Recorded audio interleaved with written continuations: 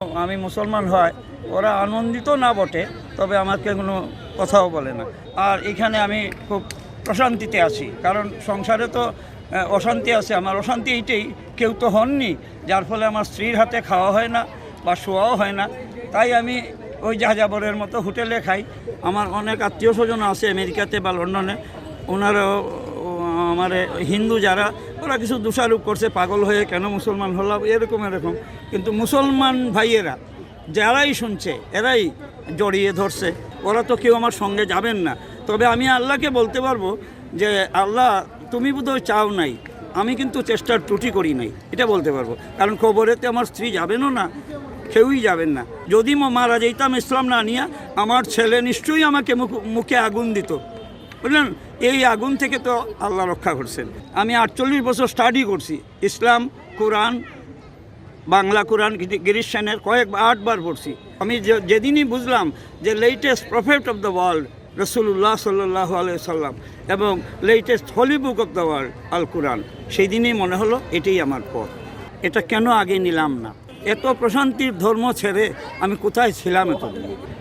আমার পূর্ব নাম সুব্রত দেশকেশ, একজন প্রাইমারি হেডমাস্টার ছিলাম। 2001-এ আমি পেনশনে গেলাম, মুক্তিযোদ্ধা কমান্ডার, তবে ওয়ারফিল্ডের। আর মুক্তিযুদ্ধের সময় আমি আইএ সেকেন্ড ইয়ারে পড়তাম, বয়স ছিল 21।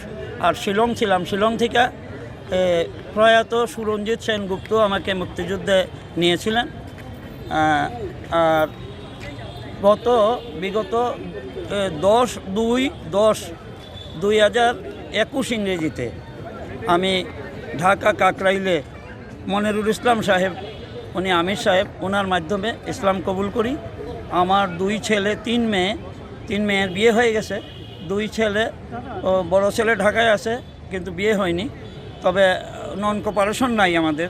ওরা এখনও, আমি মুসলমান হয় ওরা আনন্দিত না বটে, তবে আমাকে কোনো কথাও বলে না। আমার বউ, উনি মুসলমান হন না, হতে চানও না, ওনার একটা অভিমান আছে। আর আমি আসলে মিরাকুলাসলি হয়ে গেছি। একটা স্বপ্ন তত্ত্ব ছিল আমার, মুসলমান হওয়ার তাগিদ ছিল, তবে ওটা বলবো না। আমির সাহেব বলছেন ওই স্বপ্ন তত্ত্বটা না বলতে। এই হলো ব্যাপার। আর আমি কিছু লেখালেখির জগতে আছি, আমার কিছু বই পাবলিশড হয়েছে। আর উনি ইদানিংকালে ওনার একটা ওই মাদ্রাসা আছে, এতিমখানা বাধাঘাট, ওইখানে ওই বেশ ছেলেরা আছে, ওদের আমি ইংরেজি বাংলা পড়াই।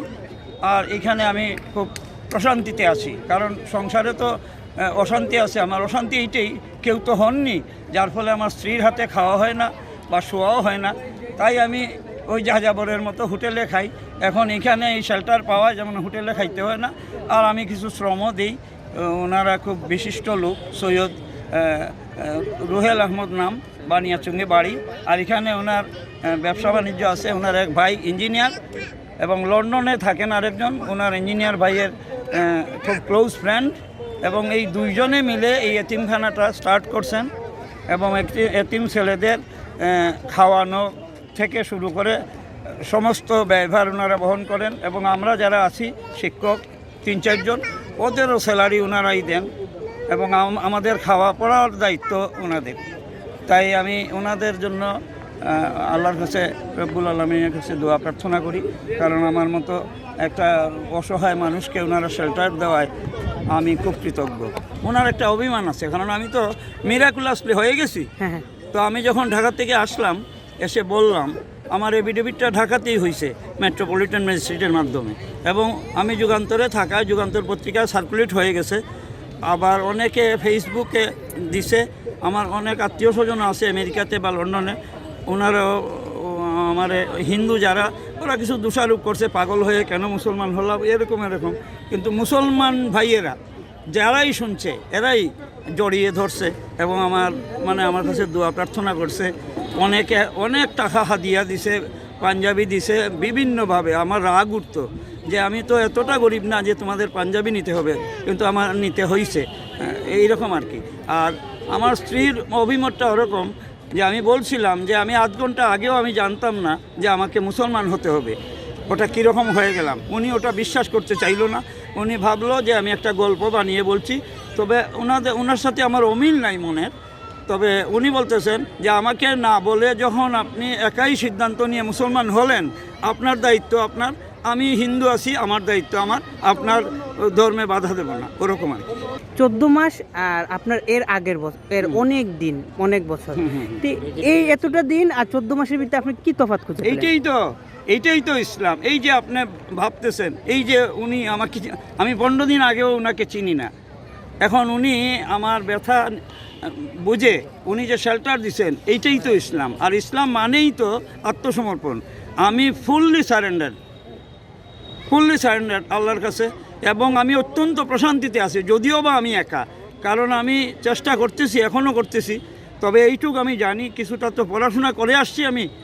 আমি 48 বছর স্টাডি করছি, ইসলাম, কোরআন, বাংলা কোরআন গিরিশ সেনের 8বার পড়ছি, এরপরে কিছু হাদিস, এবং হিন্দুদের পাণ্ডিত্যও ছিল। আমার সংস্কৃত কলেজেও আমার একটা ওই কাব্যতীর্থ পাণ্ডিত্য আছে, যার ফলে আমার কিছু মুরিদানও আছে, কারণ আমি গুরুগিরিও করছি।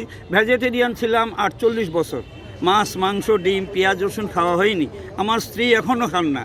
তবে ব্যাপার হয়েছে কি, সব আল্লাহই তো করেন, বুঝছেন তো। আমি যেদিনই বুঝলাম যে latest prophet of the world রাসূলুল্লাহ সাল্লাল্লাহু আলাইহি সাল্লাম এবং latest holy book of the world আল কোরআন, সেই দিনই মনে হলো এটাই আমার পথ। তাই আমি প্রশান্তিতে আছি, আল্লাহর কাছে হাজার হাজার হাজার শুকরিয়া।